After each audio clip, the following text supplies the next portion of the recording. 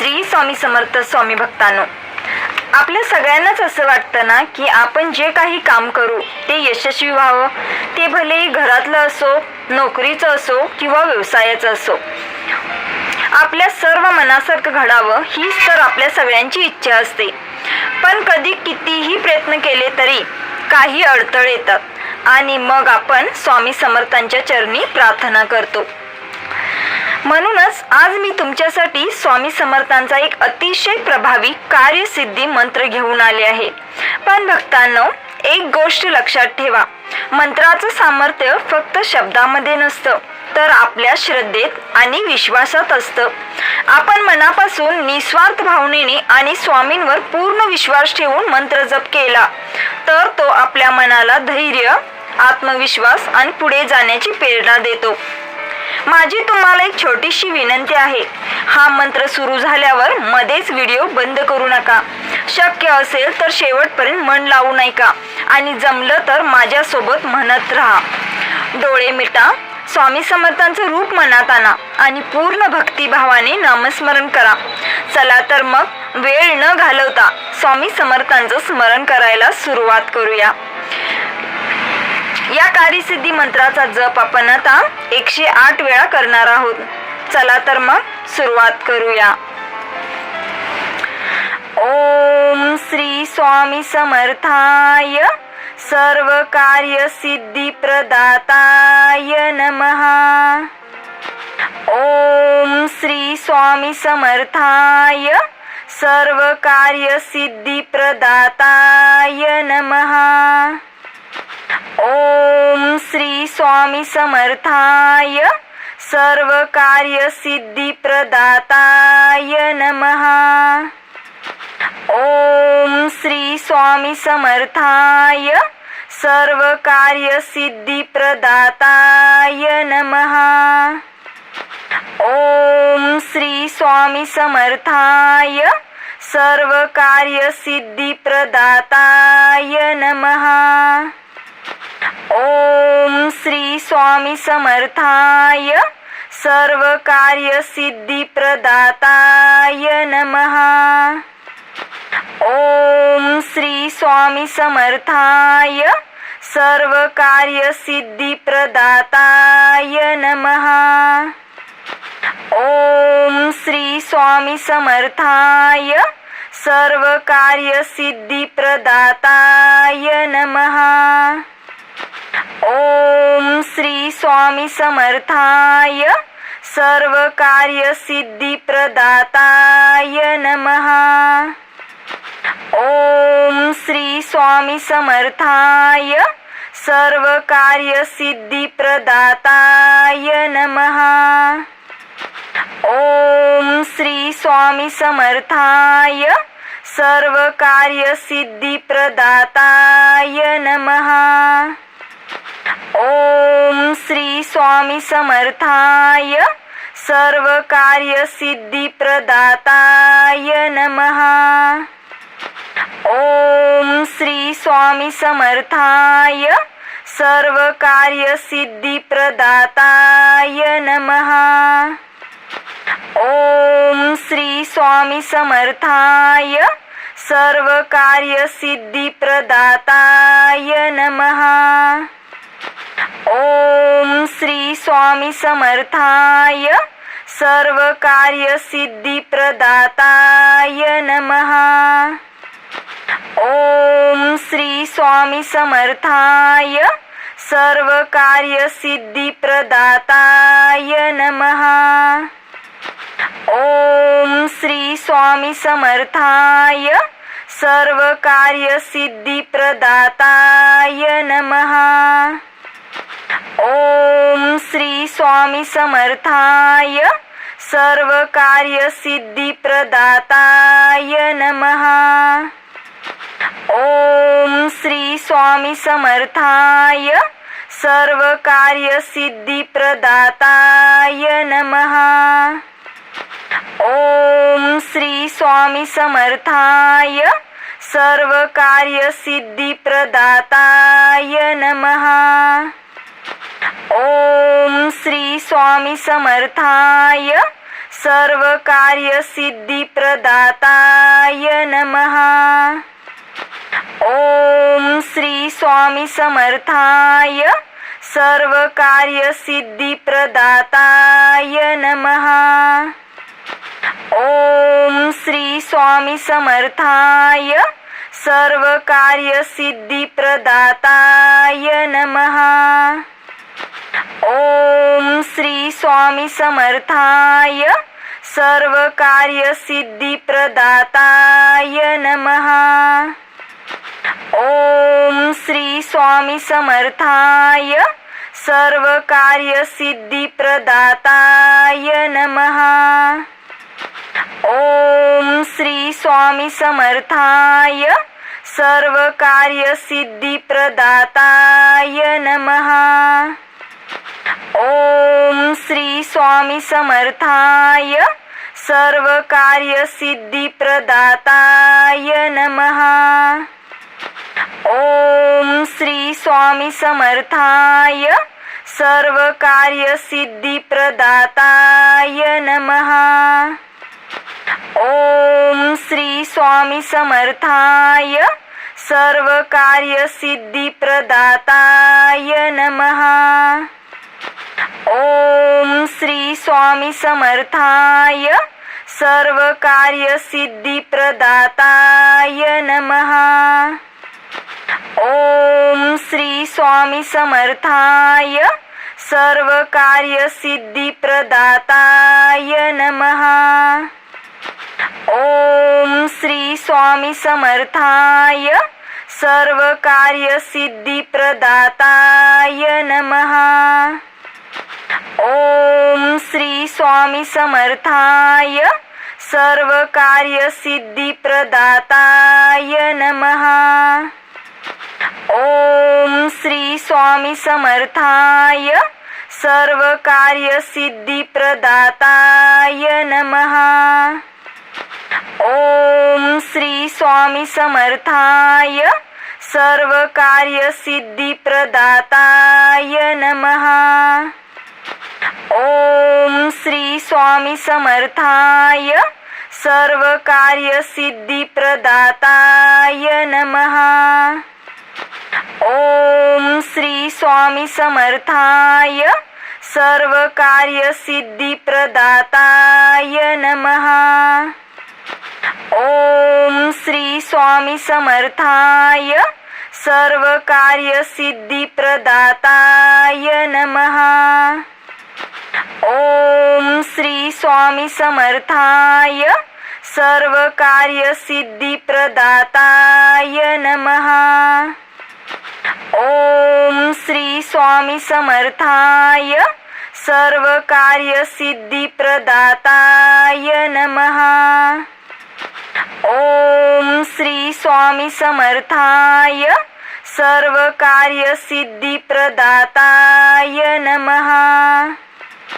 ओम श्री स्वामी समर्थाय सर्वकार्यसिद्धिप्रदाताय नमः। ओम श्री स्वामी समर्थाय सर्वकार्यसिद्धिप्रदाताय नमः। ओम श्री स्वामी समर्थाय सर्वकार्यसिद्धिप्रदाताय नमः। ओम श्री स्वामी समर्थाय सर्वकार्यसिद्धिप्रदाताय नमः। ओम श्री स्वामी समर्थाय सर्वकार्यसिद्धिप्रदाताय नमः। ओम श्री स्वामी समर्थाय सर्वकार्यसिद्धिप्रदाताय नमः। ओम श्री स्वामी समर्थाय सर्वकार्यसिद्धिप्रदाताय नमः।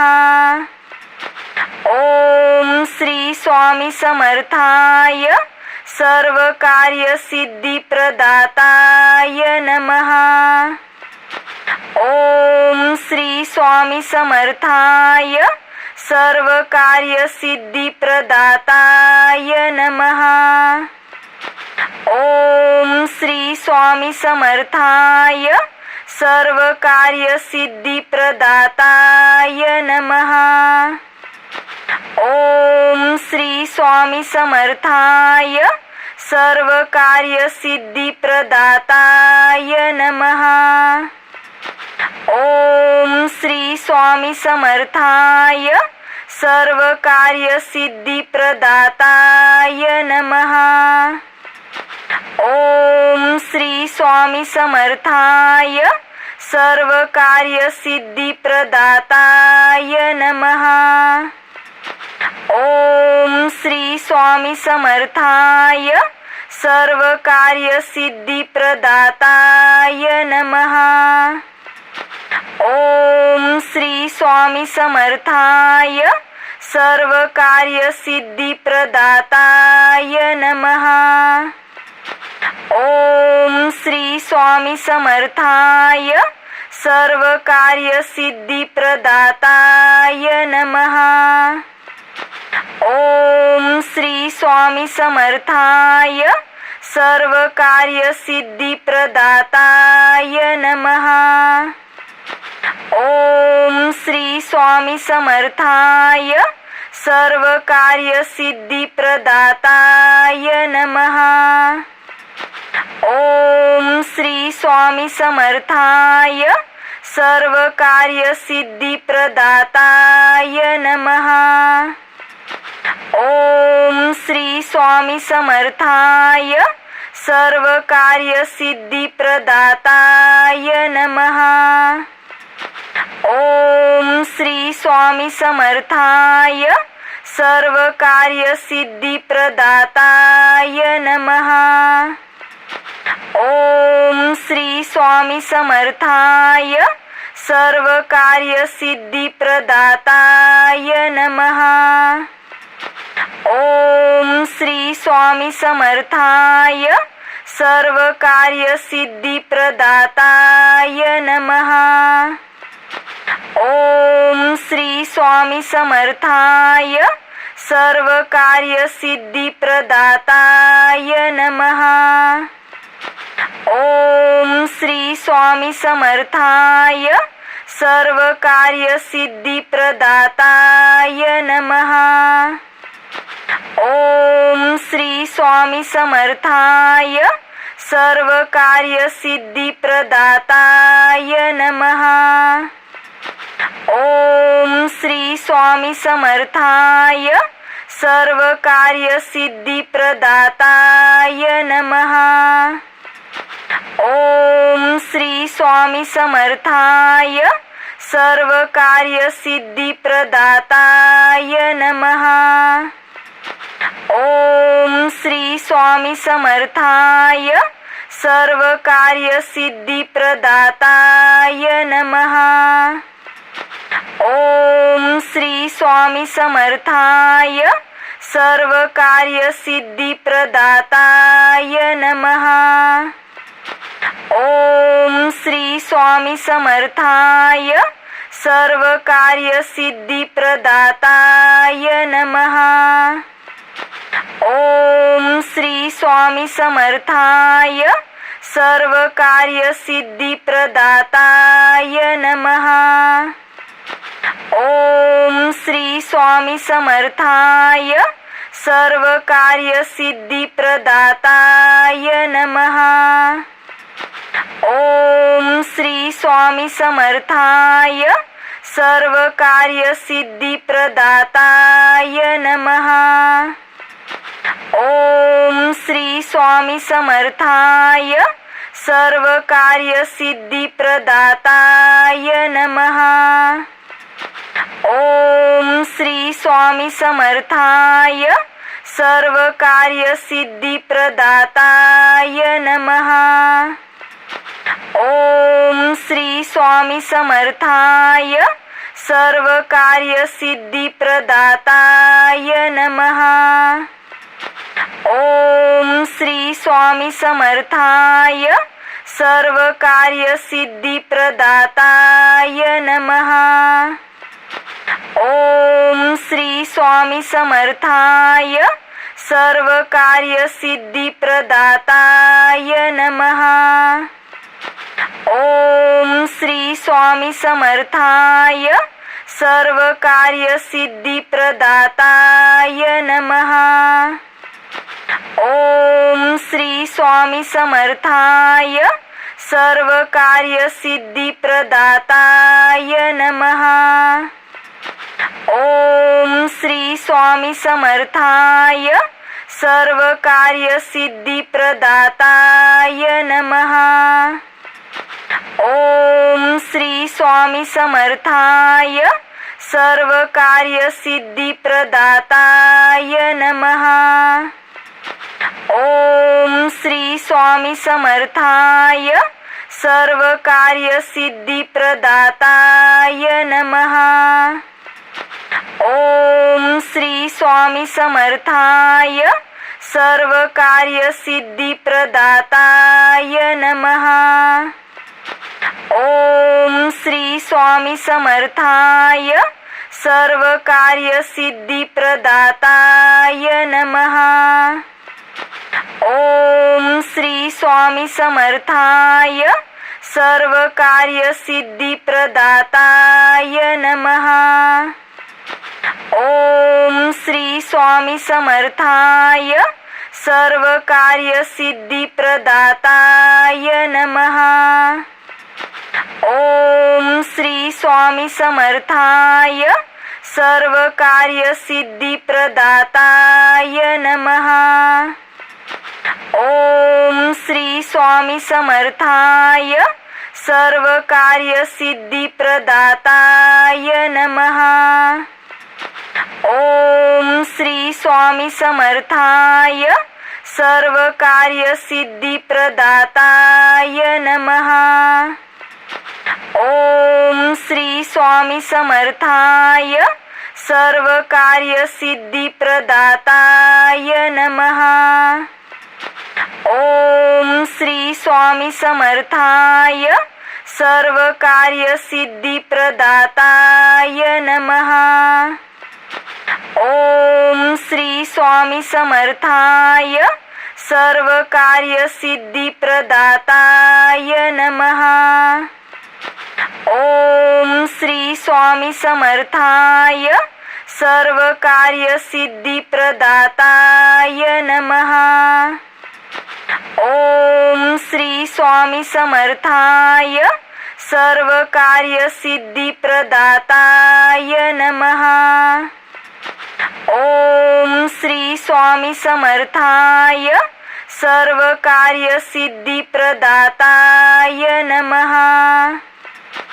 ओम श्री स्वामी समर्थाय सर्व कार्य सिद्धी प्रदाताय नमः। ओम श्री स्वामी समर्थाय सर्व कार्य सिद्धी प्रदाताय नमः। ओम श्री स्वामी समर्थाय सर्व कार्य सिद्धी प्रदाताय नमः। ओम श्री स्वामी समर्थाय सर्व कार्य सिद्धी प्रदाताय नमः। ओम श्री स्वामी समर्थाय सर्व कार्य सिद्धी प्रदाताय नमः।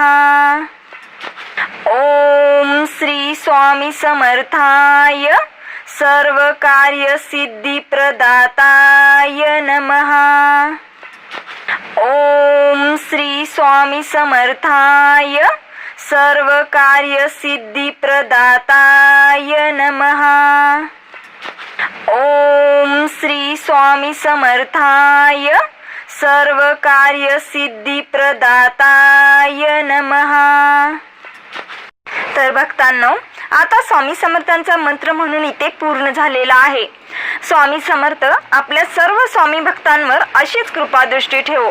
प्रत्येक भक्ताच्या मनातील चांगल्या इच्छा पूर्ण करण्याची शक्ती देवो आणि योग्य मार्गावर चालण्याचं बळ आणि संकटा सामोरे जाण्याचं बळ देवो. भक्तांनो, हा मंत्र तुम्हाला आवडला असेल तर कमेंटमध्ये श्री स्वामी समर्थ नक्की लिहा आणि हा व्हिडिओ इतर स्वामी भक्तांपर्यंत नक्की पोहोचवा, म्हणजे त्यांनाही या मंत्र जपात सामील होता येईल.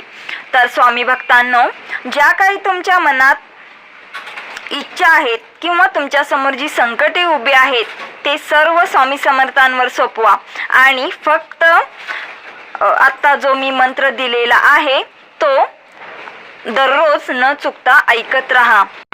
पण हा मंत्र ऐकत असताना सुद्धा तुमचा पूर्णपणे स्वामींवर विश्वास असायला हवा आणि मनातल्या मनात हा मंत्र तुम्ही सुद्धा म्हटलं पाहिजे. तेव्हाच तुमच्या मनातील स्वामी समर्थ इच्छा पूर्ण करतील आणि नवीन मार्ग दाखवतील. धन्यवाद.